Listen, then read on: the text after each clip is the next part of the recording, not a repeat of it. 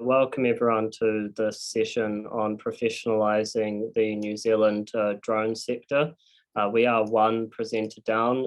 Tony Michelle can no longer make this session, unfortunately, but we do have Hamish Finlay joining us. Oh, yeah, here he is. That's good. So we should have a full complement now. This session, we're really focusing on exactly that topic. How do we professionalise New Zealand's drone industry? I will kick off with a presentation from a UAVNZ perspective, and Hamish will chime in at a particular point in that. We're also joined today by Mark Houston, RPAS Inspector at the Civil Aviation Authority. As I said at the beginning, Tony Michelle can no longer make this session, unfortunately, but I'm sure we can have a good discussion regardless. I'll just share my screen. So start that off. So New Zealand's, UAVNZ's role as a professional body is really what I'm going to be addressing here. So I want to start by getting us to think, well, who is the ideal drone operator? They should be someone that has the right knowledge imparted from the right training, someone who has the right skills gained through experience, someone who has the right attitudes so that they apply that knowledge and skills in a professional manner. So there's three pieces to it. And really, when we think about professionalism, it's mainly the last one that we're focusing on there. It's attitudes. Now, UAVNZ has been an industry body for some time, more recently looking at being a professional body. So what's the difference? So if these are textbook definitions. A professional body is an organization with individual members practicing a professional occupation in which the organization maintains an oversight of the knowledge, skills, conduct and practice of that profession or occupation. We contrast that with an industry body, which is an organization with businesses as members that operate in a particular industry. And they tend to promote public relations and education, they lobby government, and they try to facilitate relationships between their members. So you can see the two are quite different bodies, but there is enough overlap to be able to perform both functions. Of course, at the moment, most UAVNZ members are businesses, and it's an industry body, but actually individual pilots, for example, are where we might actually see the professionalism coming about. So we need to be able to balance those two. So the idea of having a professional body for the drone industry it's a little bit novel. There are a number of industry bodies for commercial UAV operators. Many of those have professionalism as one of their core values. So it's not to say that just because they're not a professional body as such that professionalism can't be a very strong thread. And for the time I've been involved in Aviation New Zealand, even though that's very much an industry body, there has always been professionalism woven into the mix. But there doesn't appear to be any explicitly professional bodies internationally for commercial UAV operators. And so there's the question about whether maybe New Zealand could have the first. So if we look at New Zealand and why that might be the case, we've had the same regulatory system since 2015. You can comply with the general operating rules under Part 101, or if you want to go beyond those, you can apply for certification under Part 102. There is no licensing, there's no standardized process for individuals or organizations to gain extra approvals. Part 102 is not a very standardized process, it's a risk-based approach. And you can already do commercial operations under Part 101, there's no barrier to entry. You can go to Noel Leeming with your credit card, buy a drone and call yourself a commercial drone operator if you like. As long as you comply with the Part 101 rules, assuming you know that they exist and you can understand them, then that's all fine. So we look at the role of UAVNZ, we want to step up as a professional body for the sector here in New Zealand. We see unprofessional operations as being a very big risk to our overall objectives, and that's because they can reduce public acceptance and they can also cause accidents that may result in strong regulatory responses. We want to promote public acceptance, and we would like regulation risk-based and fair so that our member organisations can do what they do. So the industry needs to self-regulate to prevent heavy-handed regulations in response to an accident. And quite frankly, we'd rather the accident never happens. So we have three major initiatives that we have worked on this year. I'm going to announce those at this conference, and we now have a forum for them. So the first one we worked on was professional standards for training providers. Now, training for UPAS is not well defined or regulated. So a lot is left up to interpretation, and what you see is across training providers, there can be quite different standards being applied. Now, we decided that training organisations should be the first area of focus, and that's simply because they are training the people who are wanting to professionalise. People who go on courses need to be able to receive training that helps them to professionalise. And so we began work on this back in February of this year, and we finished the professional standards, and they were ratified in July by our executive committee.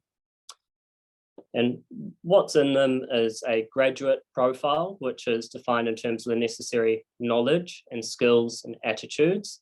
And while some are quite specific, some are a bit more open into how you might interpret them. But the whole idea is that course offerings need to be designed around meeting these graduate profiles.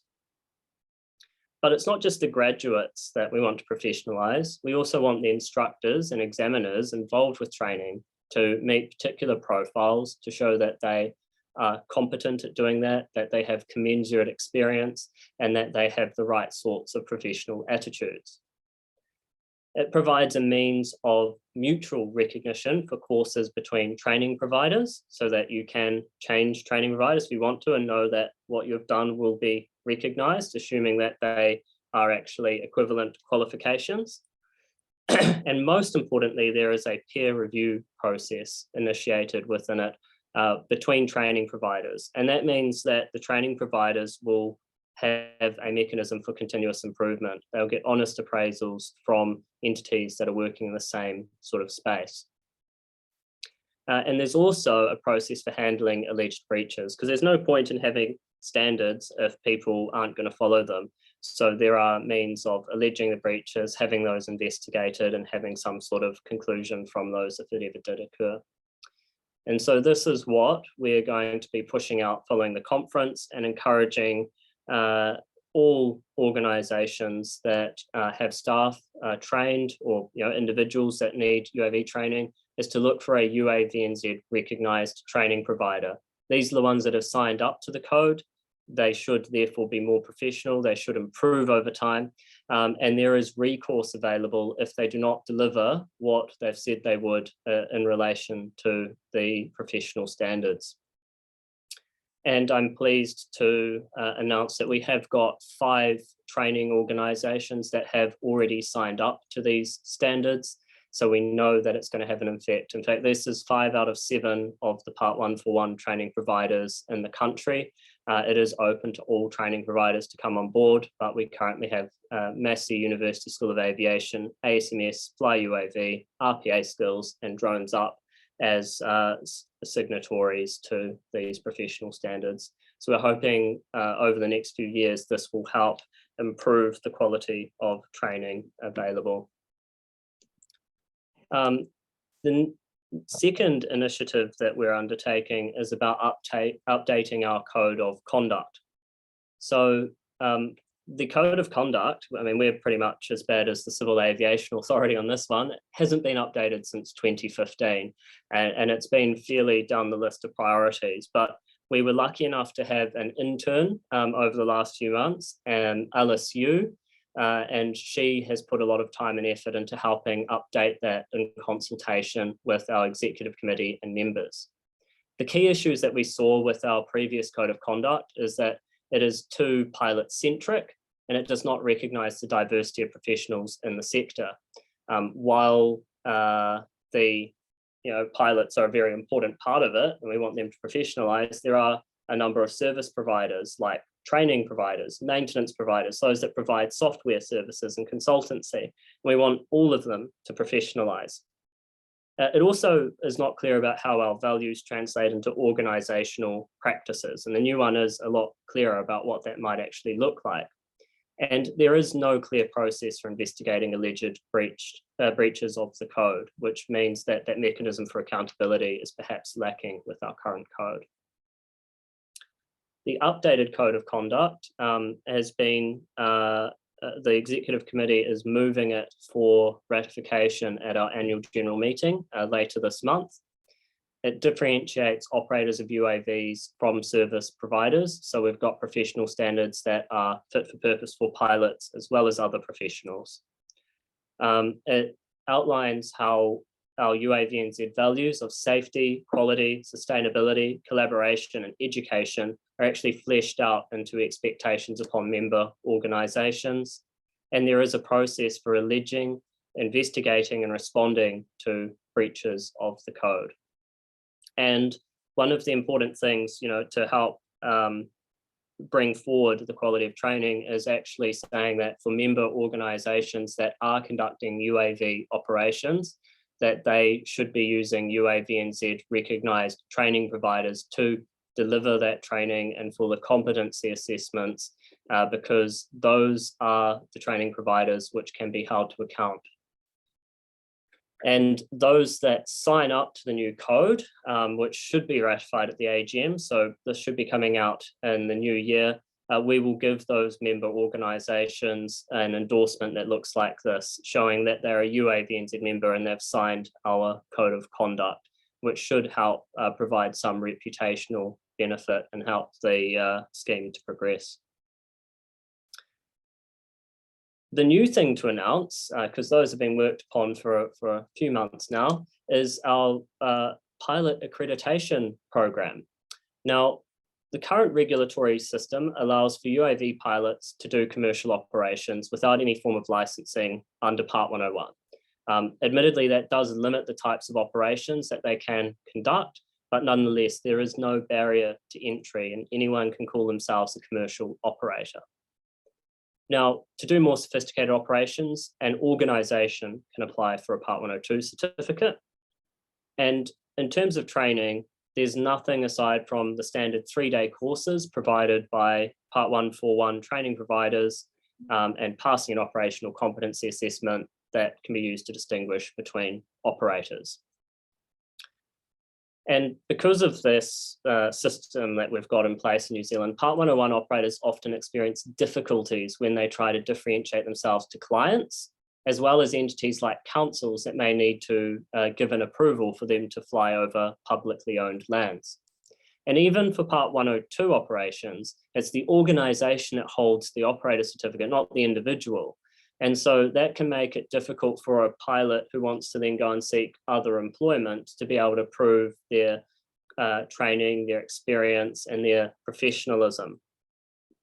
And so the reason we want to work on a pilot accreditation program, firstly, is around reputational advantage. It gives a means for an individual pilot to verify their levels of experience, to prove that they've signed a code of conduct, and to provide mechanisms for accountability.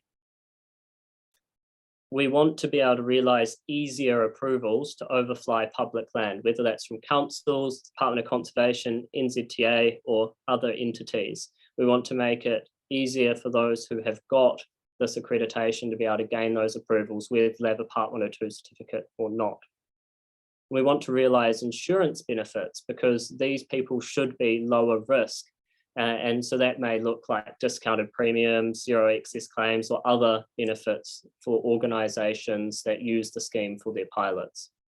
And also employability, so that when one pilot wants to go to a different organization, they can verify their experience and their professionalism.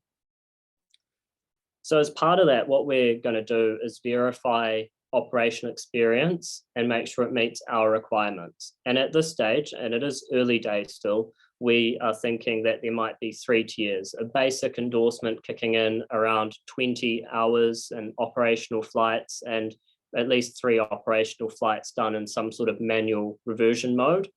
A professional endorsement, it might be the next level up from that, around 50 hours and operational flights, and maybe a few more that have been done in a manual reversion mode, and then some sort of honorary accreditation, which would be by nomination and which would have much higher thresholds.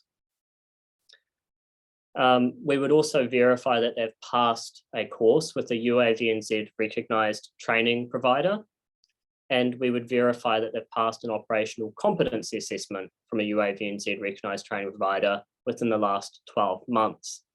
And we would get the individual to sign UAVNZ's professional code for UAV pilots.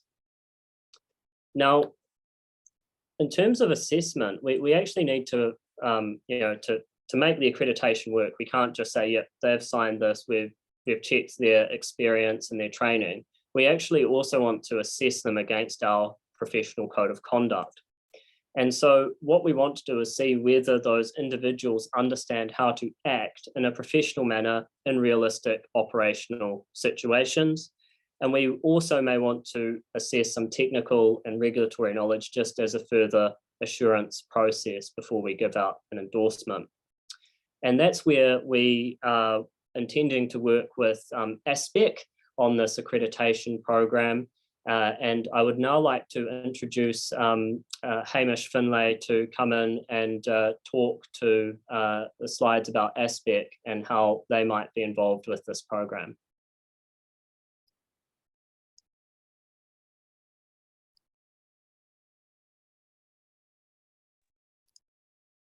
We still got you, Hamish? Yeah. Hi. Kia ora koutou, everyone. Thank you, Isaac. My name's Hamish Finlay. I'm the Chief Executive of ASPEC, and I thought it would be really good to just talk a little bit about ASPEC and what we do, just to give you a bit of context about why we're so excited to be working with UAVNZ. ASPEC's a New Zealand-owned company. We've been operating for 30 years, providing exam and testing services to the New Zealand aviation industry, primarily in pilot licenses and engineering. And I hold a delegation from the Director of Civil Aviation to deliver these tests and exams, and that was, you would have seen that come through in part of the discussion in the political session. ASPEC itself is owned by the aviation industry in New Zealand. Our shareholders are Aviation New Zealand and the Aviation Federation, and we're committed to New Zealand and New Zealand aviation safety. But that said, we're a global company working in over 25 countries and their civil aviation authorities to deliver our services. For example, we deliver services in Australia with CASA, Singapore, United Kingdom, Malaysia, Hong Kong, Pakistan, PNG, Bangladesh, Thailand, a number of Pacific states, and a number of other countries across Asia. We don't just work in aviation though. We do professional trades exams in New Zealand and some transport exams, and within the health sector, and in Australia in the financial services sector. But of great interest in this particular case, working with UAVNZ, we undertake the assessment for New Zealand Institute of Directors. The New Zealand Institute of Directors has an accreditation scheme that professional and aspiring directors sign up to. To gain the accreditation, members have to undertake some training, they have to have some relevant experience, and then they undertake an exam that very much focuses on their practice, their ethics, the use of their experience in novel situations. It's a great example of a profession going beyond the regulatory minima, for in this case, the Examples the Companies Act, and advocating for very best practice and professionalism across the sector. And so we're looking at doing something very similar in New Zealand. And what we're proposing, as Isaac's mentioned, is a world first on a couple of levels. We are not aware of attempts elsewhere in the world to professionalise within aviation in this way. We also see it as a first for a UAV organisation. And we've really, move away from it's an opportunity for a UAV organisation to move away from pure advocacy to other core responsibilities of a professional membership organisation. We've finalised a letter of intent with UAVNZ, and we're looking at using a similar system to the IAD to work with UAVs. We first have to, though, establish whether or not the advantages and benefits of such an accreditation are actually going to benefit the members and balance that up against the cost of delivery. So we're looking forward to working together with UAVNZ to undertake that work and working with you all to see if this approach is going to benefit your business. So that's about all. I'll hand back to Isaac. Right, thank you very much, Hamish.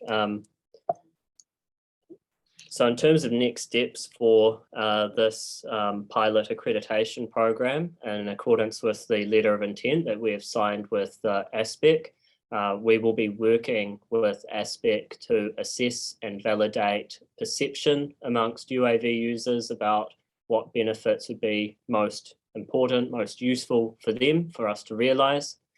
We'll be looking at the market size for the program to check that we're going to get enough buy-in for it to be sustainable. We will look to get recognition from councils and government departments that control approvals to overfly public lands to make sure that they are aware of the scheme and hopefully work towards getting easier processes for pilots that hold the necessary accreditations. And potential arrangements also with insurance providers to provide discounted premiums, zero excess claims, or other insurance benefits on the basis that pilots that have been accredited should be safer and less risk, and therefore less likely to actually claim against their insurance. So that's it in terms of presentation.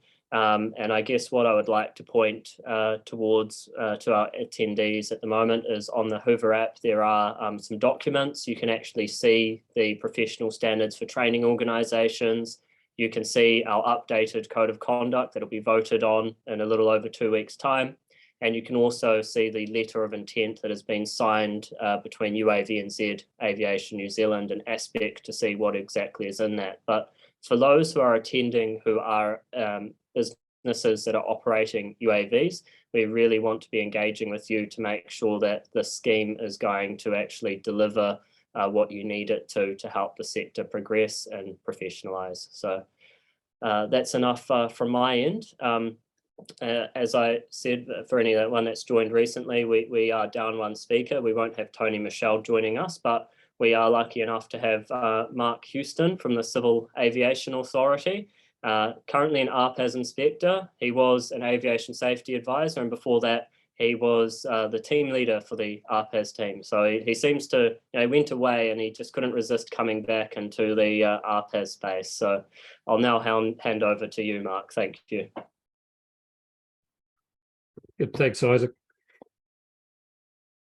Thanks very much for the opportunity to be part of this. And so far, I've spent the day listening in and hearing all the real positive stuff and a bit of CAA bashing, but that's pretty normal for most organisations. And I've found that in the last couple of years going around the countryside as a aviation safety advisor. Some days it's like bullseye painted on my forehead, but never mind.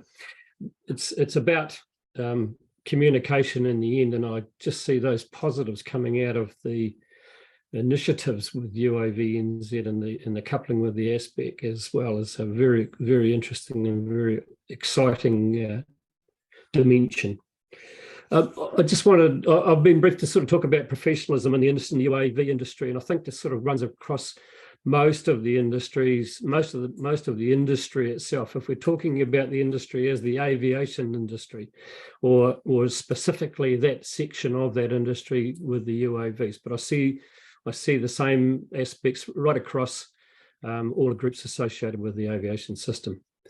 What does it mean to us to have professionalism? What is professionalism? It's quite interesting. I asked a few people along the way as I was preparing for this, just what their views were, what their thoughts, sort of single words which might express to them what professionalism is. quite a few of them started out with money, which is an interesting one because it's partly why you're in the business. It should be one of the sole reasons is to generate revenue. Obviously, attached to that are the customers, and then there's the service that you're going to provide. So, I mean, these are about 3 key elements. You can't have one without the other.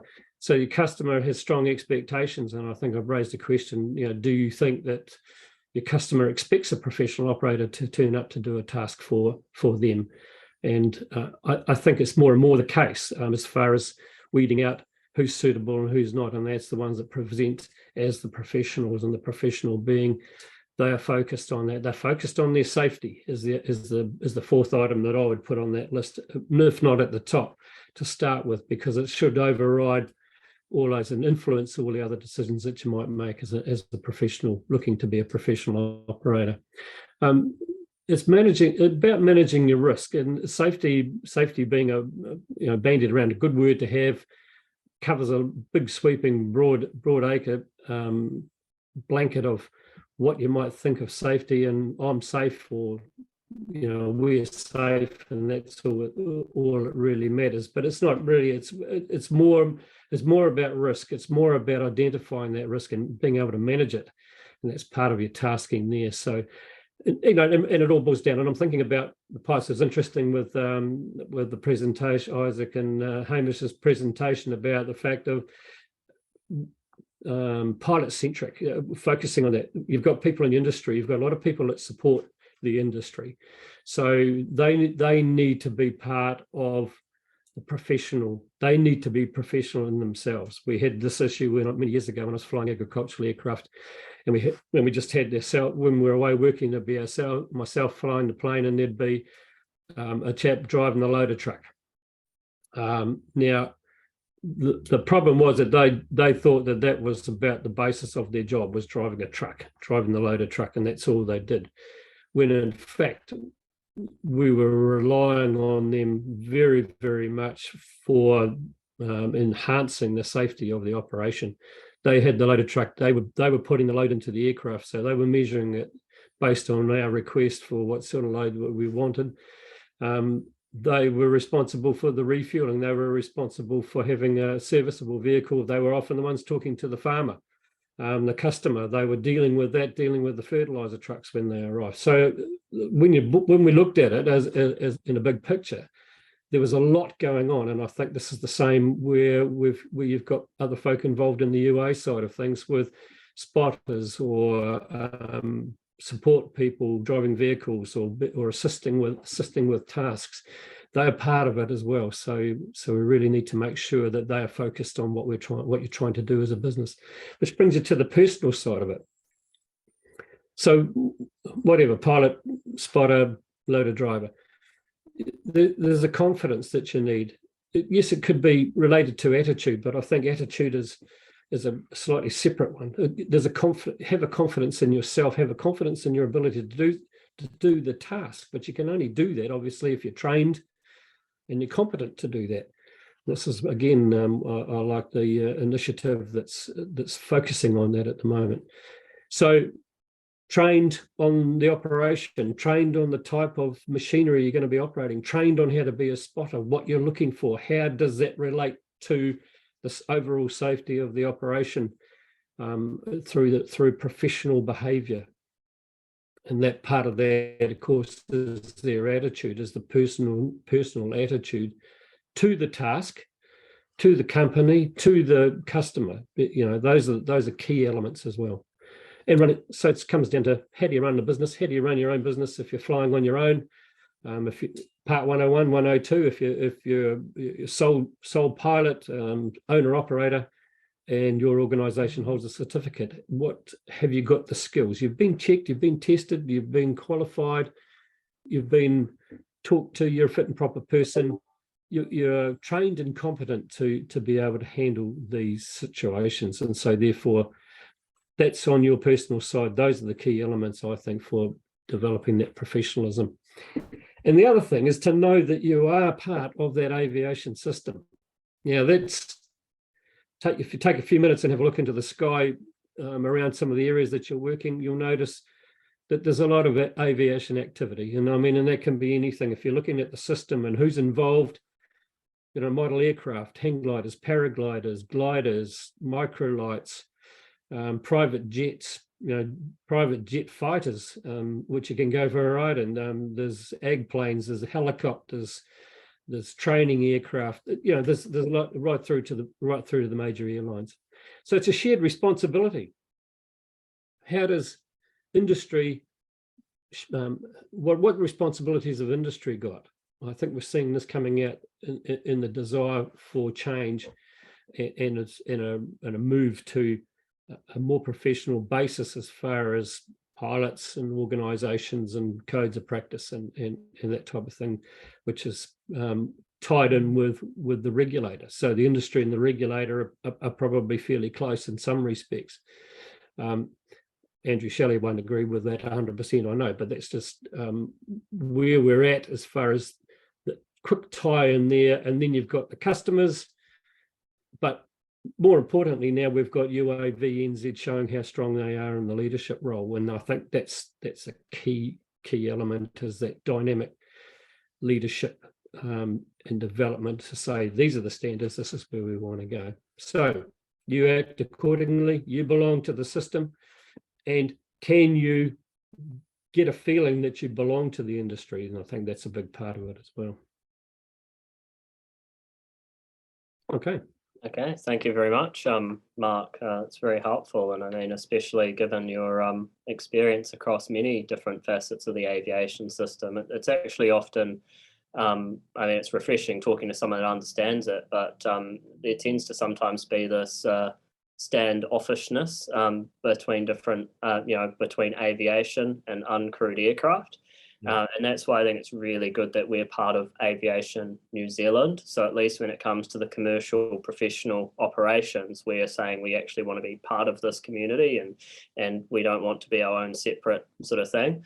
I think a lot of pilots of crewed aircraft still don't quite see it that way, but you know, at least we're getting those in the leadership roles, understanding that, and I think there's a lot we can learn. It's a shame Tony's unable to make it, because of course he was going to address that from another sector of aviation, which had to undergo professionalisation decades ago. And while it's different aircraft, you know, the same parallels exist, you know, because it doesn't matter. We're still dealing with humans and pilots and all the rest of it. So look, now that we've sorry. Sorry, I won't talk for Tony, but I mean, you know, he would be looking to discuss maybe aspects of where the modern agricultural UAV is now interfacing with the agricultural aviation industry, and there's a lot of concern about, with some of those operators, we've got large capital investment in aircraft and helicopters, about the effect that might have on them in the future. So it's an education type set up to start with, and I've spent quite a bit of that in the last couple of years talking to those operators about the UAV, and especially like the agricultural side of things, which I'm quite familiar with. But I mean, it's relating that, it's allaying those concerns, and it's the same with the fixed wing and helicopter tourist operators, for example, where they get a lot of interaction with tourists flying drones in airspace where they shouldn't be, and that type of thing. But it doesn't end there. We even had this sort of attitude within the CAA as well about it being maybe something that's, you know, might have been a bit of a fad when it first started, and we've sort of tried to say, well, we'll look at Australia, and Australia was about 3 years ahead of us. And I had quite a bit of interaction with them in Aussie, and they were saying that, you know, we were tracking exactly the same as they did, and then at the end of sort of 3.5 years, you know, it just exponentially went through the roof as far as numbers and demand and desire for operations, and so we're pretty much the same there. So yeah, there was even that which put some quite strong blockers up as far as development of the CAA response, and I think there's probably a bit of an overflow of that still there. That's good. I'll just get any participants on this, if you haven't already filled out, there are 3 polls for this session. You can vote on either on the mobile app or on the right-hand side to help probe discussion. And of course, there is the Q&A and the chat functions if you want to pose any questions here for the panel to discuss. And I did try to take a couple of your suggestions there too, Mark. I saw you had some community board discussion. I thought we'll change those into some sort of questions. So let's have a look at the one that's got the most number of responses first is, should the professionalisation of the drone industry be led by government or by industry itself? And they could pick from government-led with industry involvement, both in equal parts, industry-led with government involvement, industry-led. And most people sort of fell into either both should be involved in equal proportions or industry-led with government involvement, with the industry-led with government involvement being just slightly higher. So it tends to lean more towards the industry side for professionalisation. I mean, what do we think about that? Does that sound like how it should be? Or do you think the government should maybe be more involved in leading that?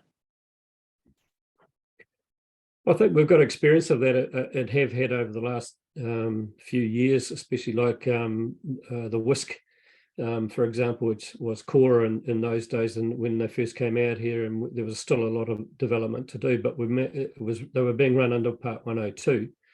Because we really didn't have anything else outside of that they could operate out of. So I mean, we made it basically fit. There's still I think, like Tony was saying from INVI, there's still that desire for that regulatory oversight, but as a component of the total development. Obviously, we're not vested in so far as, you know, in charge of the purse strings development wise. So I mean, the companies like WISC were well funded, obviously, but they had clear plans and clear direction of where they wanted to go. They were agreeable to our sort of looking at the regulatory side of things and fitting in. So I think that was a really good model to look at, where it was definitely industry led with full support from CAA. Right. Yep. So you're agreeing there with the majority then that it should be industry led, and hope that the regulator gets behind those sorts of initiatives.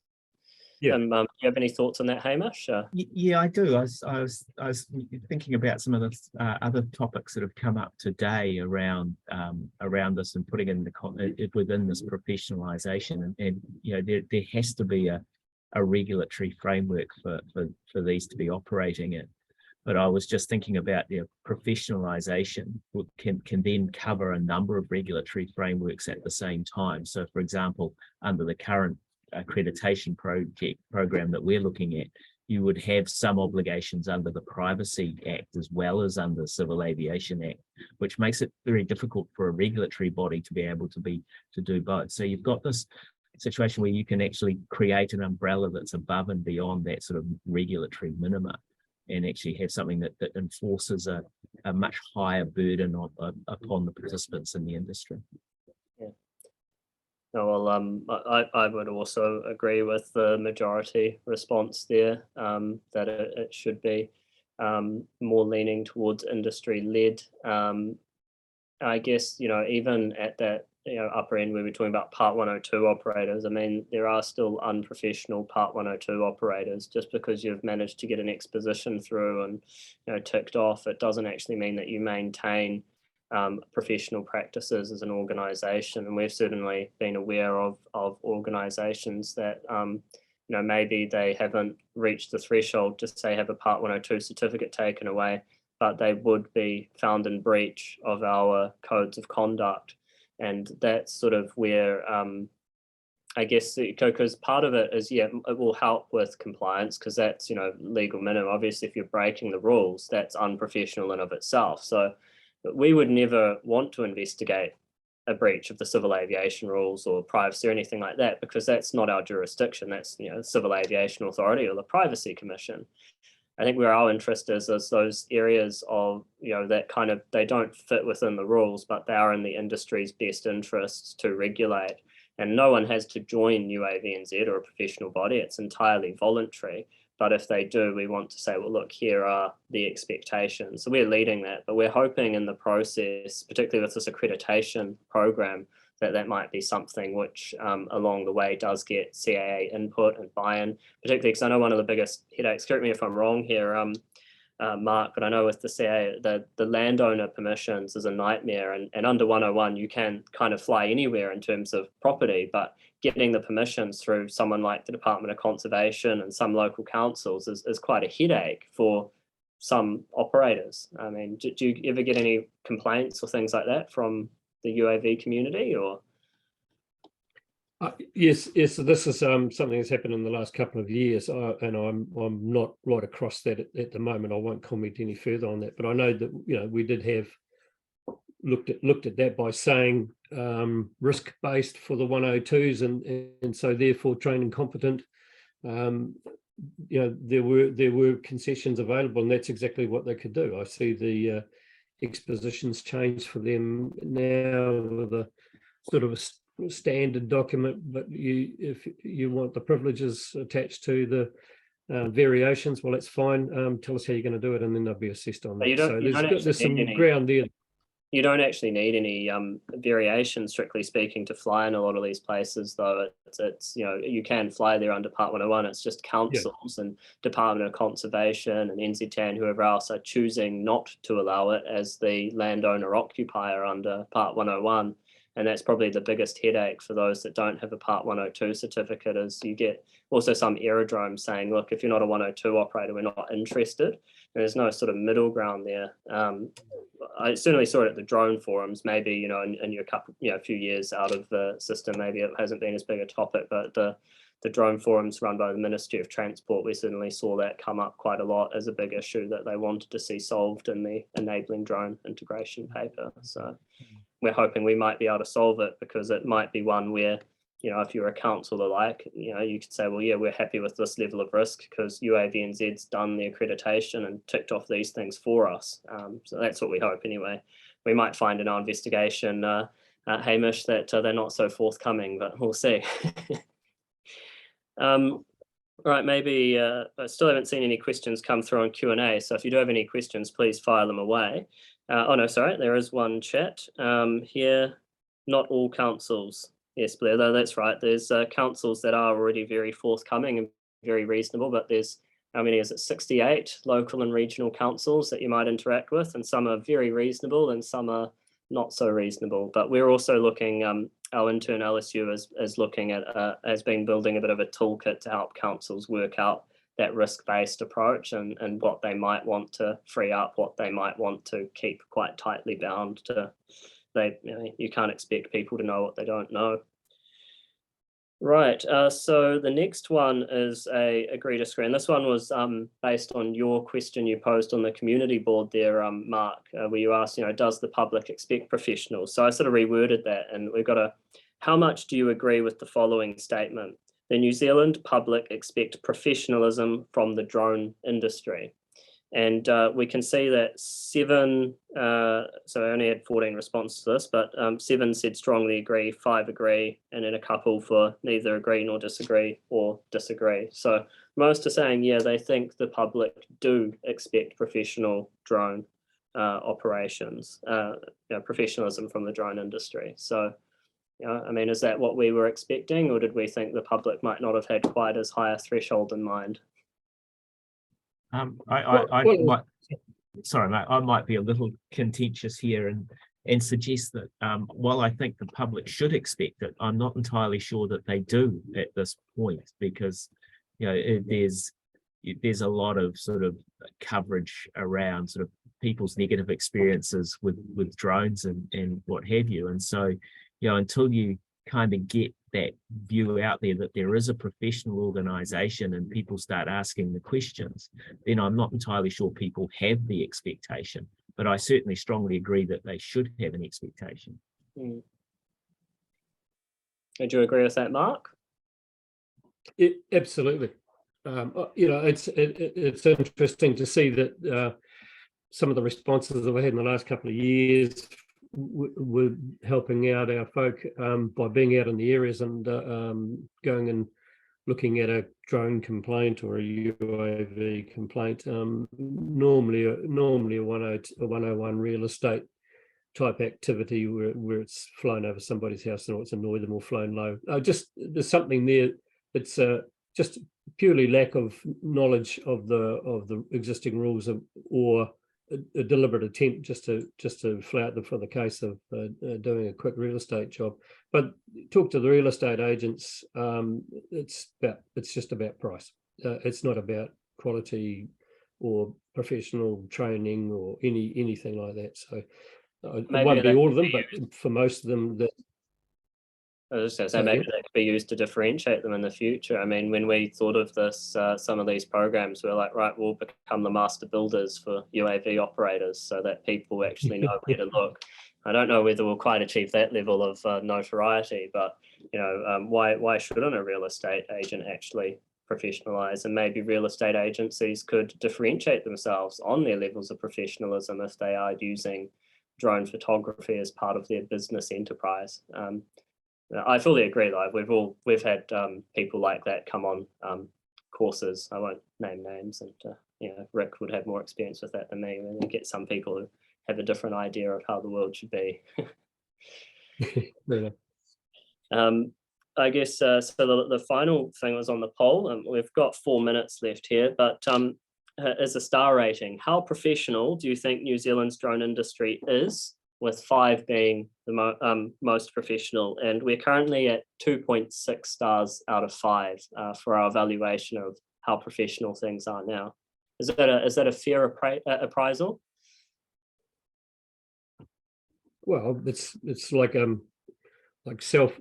shooting yourself in the foot, isn't it? A wee bit if it's industry making those comments. So it's interesting to hear about that at that level. I would have, considering interaction with the 102s over the years, certainly there was, a standard that was there. I thought it would probably be a bit higher than 2.6. But, things may have changed. It may be a different generation coming in, next generation. So. I kind of read that as quite an optimistic thing, really, in that the participants in this session obviously have quite high aspirations about what it means to be professional. Because I think, Mark, you're right, is that many of the 102 operators do function at quite high standards, but obviously there's an aspiration to be even better. So that's encouraging. I guess reflecting on that though, and many of our members and also those attending are not Part 102 operators, and probably the professionalisation initiatives are more applicable to commercial Part 101 operators, because we do have a general set of operating rules. You can be a commercial operator and be professional without having a Part 102 certification. That's true. I think what we've seen the huge growth in is not the number of fully professional operators, we're flying a drone as their job.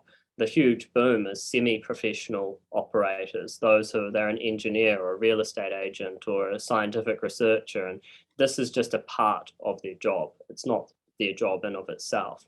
And I think that might be where we're seeing, and it's not usually malicious, I'm guessing. Like I'd probably say it's about fear to be, take a different point, all 3 of us different views on that, but I don't think it's malicious. I think it's just not knowing what professionalism looks like, because how would you know that, especially in an aviation environment, if you've never been exposed to that? I think that's where, why we're stepping up, because we've recognized that we think this is an area we need to improve on as an industry. So it's good that people seem to agree. Yeah, I agree too. And I've always found, like with in talking to the 102s, like when we were doing senior person interviews, for example, prior to certification, it was about our only real chance to have face-to-face and look at their operation, look at the aircraft, and generally in a formal and informal manner, talk to them about what they were trying to do. But when you relate that back to the conventional aircraft, industry, you're immersed in it from day one. Learning to fly takes quite some time, and there's series of checks and balances along the way, examinations and flight tests and checks, and carry on to the next stage and that type of thing. Whereas I think someone mentioned it this morning about get the checkbook out if you've still got a checkbook or the credit card. Noel Leeming's in the door, you go, 5 minutes later you're out the door, a drone pilot. And so there's no that sense of belonging is really quite individual. You are now capable of committing aviation quite by yourself, and so you don't see these people unless they pop up on the radar. Yeah, and that was something Scott Griffith recently said in a workshop I was into, where he said it's the only open part of a closed system. And I think that's where, the closing up of that, part of that is around rules changes, but part of it's also about what industry expects if you want to be a part of it and you want to be recognised as a part of it. So it's very good. All right. Thank you very much, gentlemen, for your contributions. I think we'll call this particular session to an end, so the next one can start on time. And thank you to Aspect, who have sponsored this particular session as a silver sponsor. Much appreciated. It's a pleasure. Thanks, Isaac. Thank you. Thanks, everyone. Later. Thanks, Hamish. Thanks, Isaac.